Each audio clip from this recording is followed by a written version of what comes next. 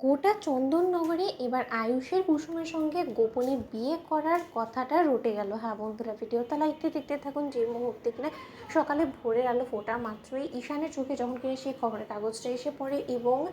চারপাশ থেকে যখন কিনা ফোনের উপরে ফোন আসতে থাকে এবং ঈশান যখন কিনা দৌড়তে দৌড়তে ওর ভাইদের কাছে গিয়ে বলতে থাকে যে ভাইদের সর্বনাশ হয়ে গিয়েছে, তুই এবং জাদুকর কাল মনে করে দেখতো তোরা কোথাও একসঙ্গে গিয়েছিলিস। ঠিক সেই সময় আয়ুষ যখন বলতে থাকে যে হ্যাঁ কুসুম এবং আমরা তো দুজনে মন্দিরে গিয়েছিলাম, কুসুম মানত করেছিল তার জন্য ওর মন্দিরে যাওয়ার ছিল এবং আমি ওর সঙ্গ দিয়েছি, কেন তুই ওরা কি এই সমস্ত প্রশ্ন কেন করছিস বলতো, এবং আমরা যে মন্দিরে গেছি সেটাই বা তুই কী করে বলছিস বলতো। ঠিক সেই সময় নিশান বলতে থাকে যে ভাইদের সর্বনাশ হয়ে গিয়েছে, সেইখান থেকে কেউ একজন হয়তো বা গোপনে তোদের সেই ভিডিও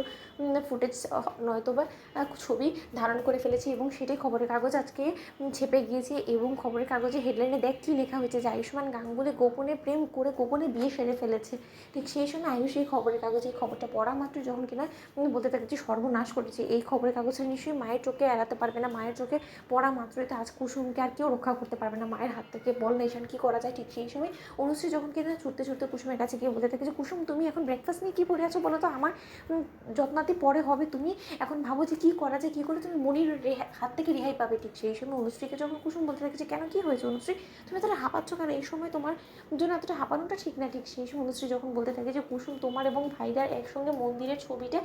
রীতিমতো খবরের কাগজে ছেপে গিয়েছে এবং গোটা চন্দননগর তো দূরে থাকা ক্লায়েন্টসের থেকেও ঈশানের কাছে ফোন আসছে এবং তারা বারবার করে জিজ্ঞেস করছে যে আয়ুষ্মান গাঙ্গুলি এরকম একটি বিজনেস টাইকুন হওয়া সত্ত্বেও গোপনে কী করে বিয়ে সারতে পারে এবং তাদের এই সম্পর্কটা কি কোনো মতে ইন্দ্রাণী গাঙ্গুলি মেনে নিতে পারেনি, তার জন্য কি সমস্ত কিছু করে আয়ুষ্মান গাঙ্গুলি।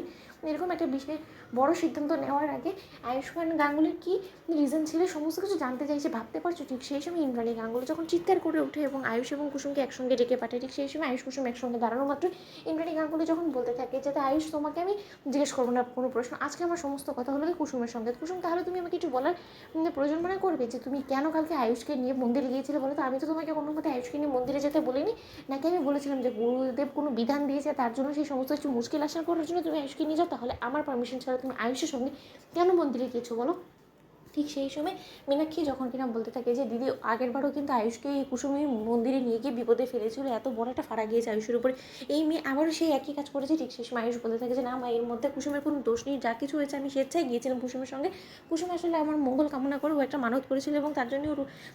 মন্দিরে যাওয়াটা প্রয়োজন ছিল এবং তার জন্য আমি ওকে সঙ্গ দিয়েছি, সেটা কোনো কিছু না। ঠিক সেই সময় ইন্দ্রাণী গাঙ্গুলি বলতে থাকে যে বারবার করে সমস্ত জায়গায় তুমি কেন কুসুমকে সঙ্গ দিতে চাও বলো তো আয়ুষ, তোমার কি এটা খুব বেশি দরকার পড়ে গিয়েছিলো, তুমি তো খুব ভালো করে জানো যে তুমি এখন গাঙ্গুলি গ্রুপ অফ কোম্পানিজে এরকম একটা বড় পদে আছো এবং সমস্ত লোকেদের নজরে তুমি থাকো সর্বক্ষণ, তাহলে এরকম একটা রিস্ক নেওয়ার কী প্রয়োজন ছিল। তো বন্ধুরা লাইক কমেন্ট শেয়ার করে সাবস্ক্রাইব করতে ভুলো না।